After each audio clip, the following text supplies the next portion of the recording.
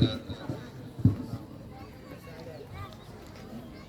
إن الحمد لله وحده والصلاة والسلام على من لا نبي بعد أما بعد. أعوذ بالله من الشيطان الرجيم. بسم الله الرحمن الرحيم. اقرأ باسم ربك الذي خلق. رب زدني علما رب زدني علما رب زدني علما. وقال رسول الله صلى الله عليه وسلم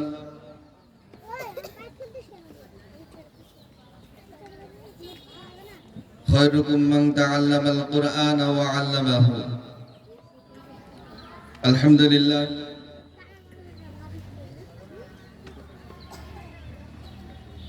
উপস্থিত মোহনপুর দারুল হাদিস সালাফিয়া মাদ্রাসার আজকে ইসলামী জালসার উপলক্ষে অত্র প্রতিষ্ঠানের ছাত্র এবং ছাত্রীদেরকে কেন্দ্র করে সোনামণির এই সাংস্কৃতিক প্রতিযোগিতার অত্র প্রতিষ্ঠানের সম্মানিত পরিচালক, শিক্ষকবৃন্দ, আরো উপস্থিত আছেন সোনামণি সংগঠনের কেন্দ্রীয় পরিচালক আমার শ্রদ্ধেয় বড় ভাই মোহাম্মদ রবিউল ইসলাম ও সহপরিচালক মফিজুল ইসলাম, আমার সামনে উপবিষ্ট বিভিন্ন এলাকা থেকে আগত ছাত্র এবং ছাত্রীদের অভিভাবকবৃন্দ এবং আমার স্নেহের সোনামণি কচিকাচারা, আমি সর্বপ্রথম সেই বিশ্ব প্রতিপালকের প্রতি শুকরিয়া আদায় করছি যেই মহান রব্বুল আলামিন একটি ভিন্ন ধর্মী ব্যতিক্রম একটি অনুষ্ঠানে আমাদেরকে উপস্থিত হওয়ার তৌফিক দান করেছেন। সেজন্য সেই মহান রবের প্রতি শুকরিয়া আদায় করছি, আলহামদুলিল্লাহ। লাখো কোটি দরুদ ও সালাম বর্ষিত হোক সেই নবীর প্রতি যার আদর্শকে গ্রহণ করার জন্য মহান রব্বুল আলামিন এই পার্থিব জীবনে সকল জাতি নির্বিশেষে সকলের উপর একটি উত্তম আদর্শ মানুষ হিসেবে আমাদেরকে কবুল করেছেন। যার আদর্শকে গ্রহণ করার জন্য পার্থিব জীবনে প্রত্যেকটি স্থান নিজেকে একজন গর্ববোধ এবং উত্তম মানুষ হিসেবে নিজেকে পরিচয় দিতে পারি। যার আদর্শকে গ্রহণ করার জন্য মহান রব্বুল আলামিন তিনি আমাদের ইহকালে সম্মানিত করেছেন। ইনশাআল্লাহ ইনশাআল্লাহ ইনশাআল্লাহ আল্লাহ যদি আমাদেরকে কবুল করেন পরকালে সম্মানিত হবই হব ইনশাআল্লাহ। কথা ঠিক না ঠিক?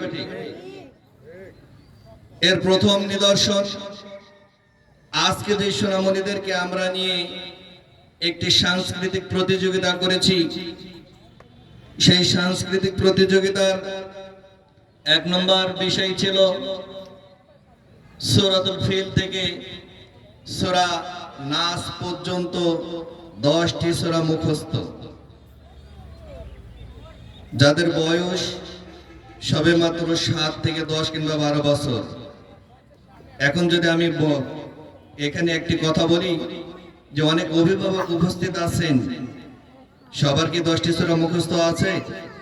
হয়তোবা কয়েকজন ব্যক্তিকে পেতে পারি, কিন্তু সবার হয়তোবা সম্ভব নয়।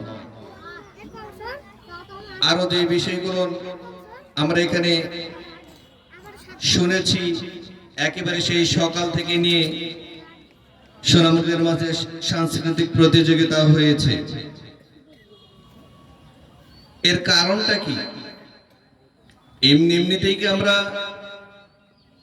এই সাংস্কৃতিক প্রতিযোগিতায় অংশগ্রহণ করছি? না। আমি যদি নিজেকে চারিত্রিক ভিন্ন ভিন্ন দিকে যদি একটু দৃষ্টিপাত করে থাকি,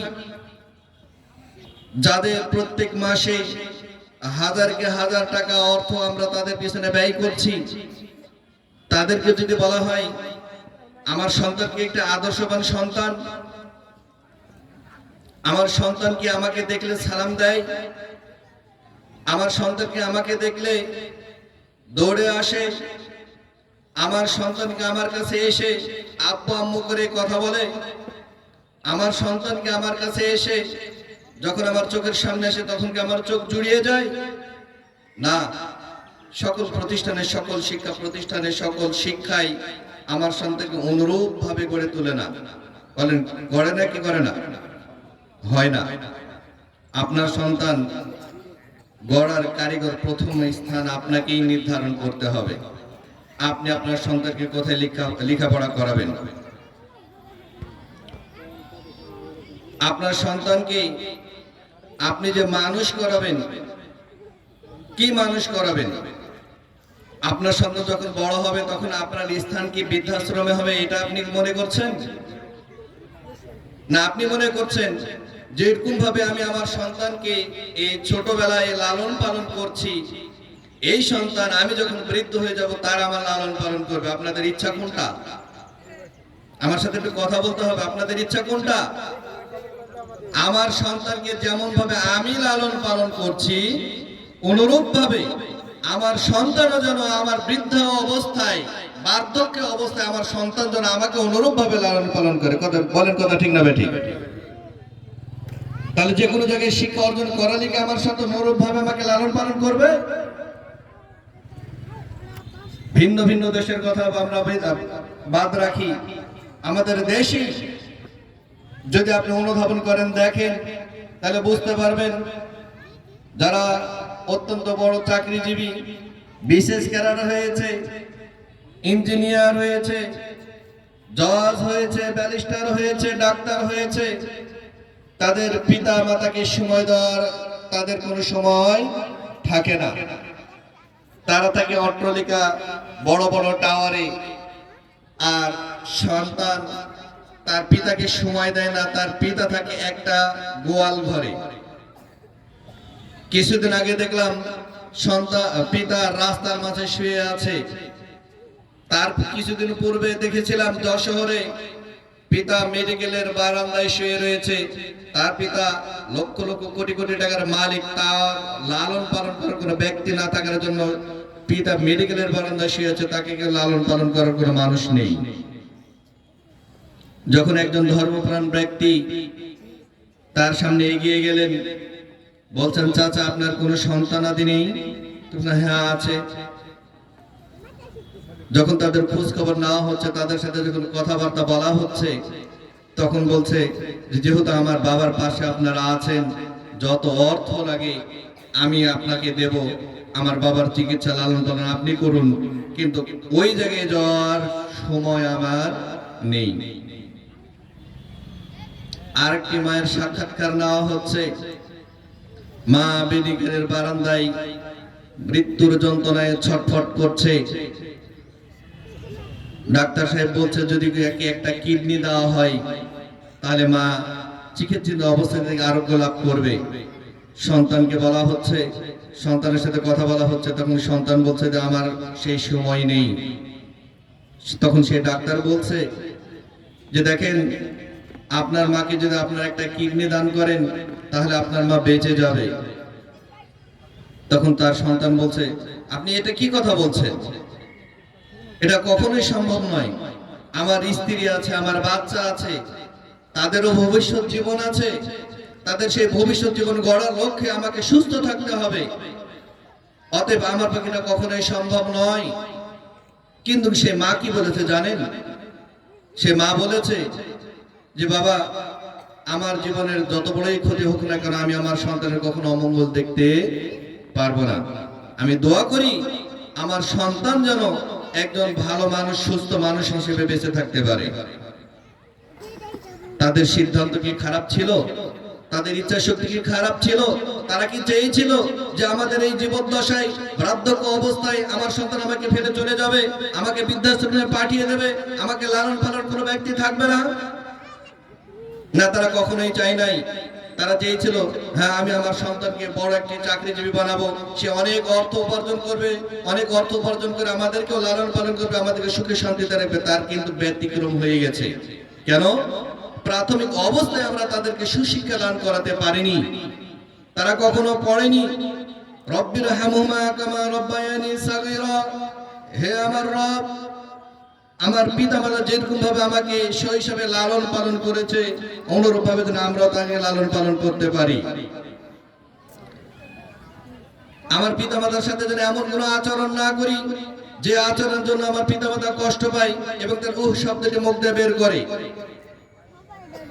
সেজন্য হযরত ইব্রাহিম আলাইহিস সালাম আল্লাহ তাআলার কাছে প্রার্থনা করেছিলেন, রব্বি হাবলি মিনাস সালিহিন, হে আমার প্রতিপালক, আমাকে এমন একটি সন্তান দান করো, হাবলি, সে যেন আমার আনুগত্যশীল হয়, সালিহিন এবং নেক সৎ একজন বান্দা হয়। হযরত ইব্রাহিম আলাইহিস সালামের সন্তানের নাম আপনারা জানেন?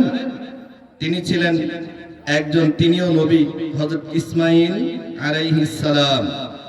তার বয়স যখন 10 থেকে 12 বছর, যখন তাকে কুরবানি করার জন্য মিনা বাজারে নিয়ে যাওয়া হচ্ছিল, শয়তান তাকে কুরবানি দিতে পারেনি। কেন? সে তার বাবার প্রতি আনুগত্যশীল ছিল। 80 বছর পরে ইব্রাহিম আলাইহিস সালাম আল্লাহ তাআলার কাছে সেই সন্তান চেয়েছিলেন। আল্লাহ তাআলা তাকে সেই নেক সন্তান দান করেছে। আজকে আমাদের অবস্থান কি? আমরা প্রাথমিক অবস্থায় আমাদের রবকে চিনি না। আল্লাহ তাআলাকে না চেনার জন্য আল্লাহ তাআলার কাছে আমরা চাইতে পারি না। না চাইতে পারার জন্য আমরা মনে করি যে আমার সন্তান যদি একজন বড় চাকরিজীবী হয়, আমার সন্তান যদি অনেক টাকা ইনকাম করে, তাহলেই মনে হয় আমার সুখ হবে, শান্তি হবে। না, এটা ভুল ধারণা। আমি বলছি না যে আপনি আপনার সন্তানকে বিশেষ ক্যাডার বানায়েন না, আমি বলছি না যে আপনি আপনার সন্তানকে ডাক্তার বানায়েন না, আমি বলছি না আপনি আপনার সন্তানকে জজ ব্যারিস্টার বানায়েন না, একজন প্রকৌশলী বানায়েন না, এটা আমি আপনাকে নিষেধ করছি না। কিন্তু আপনি সবকিছুই করেন, কিন্তু সর্বপ্রথম তাকে ইসলামী শিক্ষায় শিক্ষিত করেন, তাকে সর্বপ্রথম তাওহীদ শিখান। তাওহীদ শব্দের অর্থ হচ্ছে একত্ববাদ। একত্ববাদ মানে যদি আমি আমার সন্তানকে একত্ববাদ শিখাই, তাহলে আমার সন্তান আল্লাহ তাআলাকে চিনবে। তিনি আমার সৃষ্টিকর্তা, তিনি আমার রুজিদাতা, তিনি আমার আরোগ্য দানকারী, তিনি আমাকে ক্ষমা করেন, তিনি আমাকে শাস্তি প্রয়োগ করেন।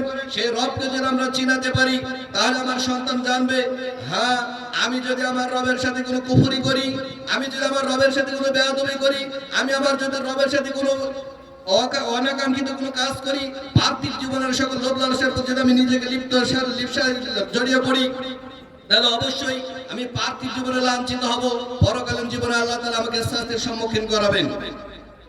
আমি যদি আমার সন্তানকে সুশিক্ষা দান করি, তাহলে বুঝবে আমার রব হচ্ছেন একজন রব্বি আল্লাহ, তিনি আমার রব, যিনি কি করবেন, তিনি আমার পার্থিব জীবনে কল্যাণ দান করবেন এবং পরকালীন জীবনে মুক্তি দান করবেন। তাহলে আমাকে কি করতে হবে? সর্বপ্রথম আমাকে আল্লাহ রাসূল সাল্লাল্লাহু আলাইহি ওয়াসাল্লামের আদর্শ অনুযায়ী নিজের জীবন পরিচালনা করতে হবে। আল্লাহ রাসূল সাল্লাল্লাহু আলাইহি ওয়াসাল্লামের আদর্শকে যখন আমরা চিনব, আল্লাহ রাসূল সাল্লাল্লাহু আলাইহি ওয়াসাল্লামের আদর্শ অনুযায়ী যখন নিজের জীবন পরিচালনা করব, আল্লাহ রাসূল সাল্লাল্লাহু আলাইহি ওয়াসাল্লামের আদর্শ অনুযায়ী যখন নিজের জীবন গড়ব, তখন আমাকে ভাবতে হবে, অনুধাবন করতে হবে যে আমার পৃথিবীতে আল্লাহ রাসূল সাল্লাল্লাহু আলাইহি ওয়াসাল্লামের পরেই সর্বোত্তম মানুষ হচ্ছে আমার পিতামাতা। যদি কোনো সন্তান তার পিতামাতার খেদমত করে, যদি কোনো সন্তান তার পিতামাতার খেদমত করে, লালন পালন করে, আল্লাহ রাসূল সাল্লাল্লাহু আলাইহি ওয়াসাল্লাম বলছেন, যদি কোনো সন্তান তার পিতামাতার খেদমত করে, তাহলে আল্লাহ তাআলা তাকে জান্নাত দান করবেন। আমরা গ্রাম্য ভাষায় বলে থাকি, পিতামাতার পায়ের তলে সন্তানের বেহেশত। আরেকটা আমাদের মাঝে ভুল প্রচলন রয়েছে যে স্বামীর পায়ের তলে স্ত্রীদের বেহেশত। এই কথাটা ভুল। তবে স্বামীর আনুগত্য ছাড়া কোন স্ত্রী জান্নাতে যেতে পারবে না, এই কথা সঠিক।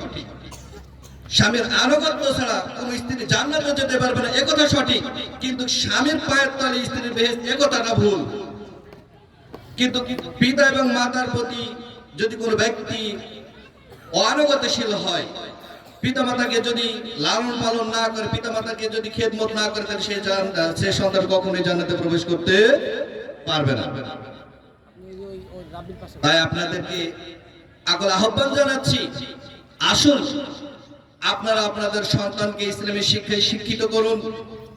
ইসলামী শিক্ষায় শিক্ষিত করলে আপনাকে অবশ্যই আপনার সন্তান ইহকালে লালন পালন করবে, এবং আপনাকে লালন পালন করার মাধ্যমে যখন আপনি আপনার পিতামাতাকে লালন পালন করবেন, আপনার পিতামাতা যখন আপনাকে কি করবে, সঠিকভাবে দোয়া করবে।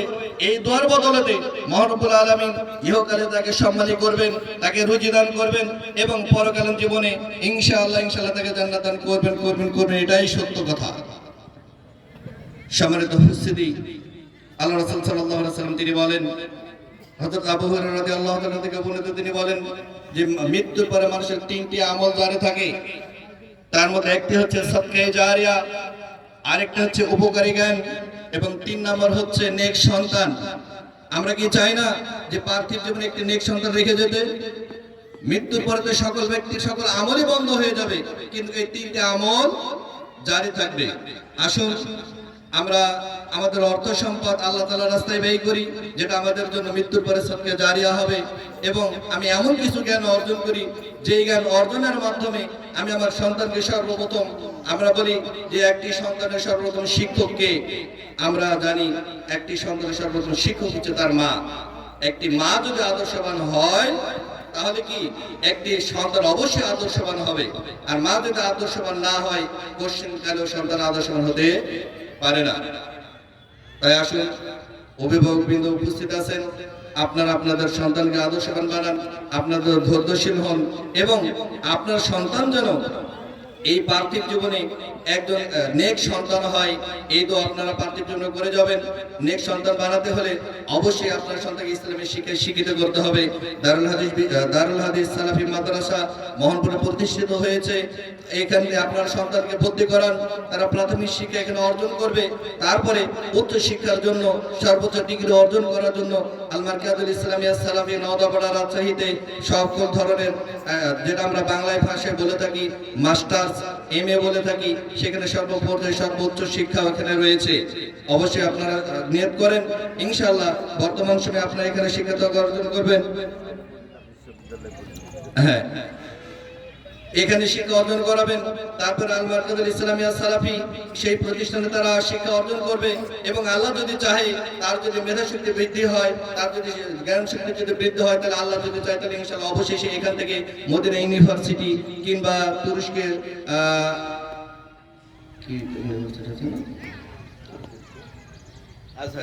আজহারি ইউনিভার্সিটি, যেটা আমরা আমাদের মাসওয়ানিকে পরিচিত, সেগুলো ইউনিভার্সিটিতে আপনার সন্তান চান্স পাবে। আপনারা কি চান না যে আপনার সন্তান মদিনা ইউনিভার্সিটিতে পড়ুক, ইসলামের শিক্ষায় শিক্ষিত? আপনারা কি চান না? অবশ্যই চাই। আল্লাহ তাআলা আমাদের সেই নেক আশা পূর্ণ করুন, আমিন। এবারে আমি আমার সংক্ষিপ্ত আলোচনা শেষ করছি। আমার বলা বক্তব্য কোনো ত্রুটি হয়ে থেকে আল্লাহ তাআলা ক্ষমা করে দিন, এবং যতটুকু আলোচনা শ্রবণ করলাম আল্লাহ তাআলা আমাদেরকে অনুরূপভাবে আমল করতে তৌফিক দান করুন, আমিন। আসসালামু আলাইকুম ওয়া রাহমাতুল্লাহি ওয়া বারাকাতুহু।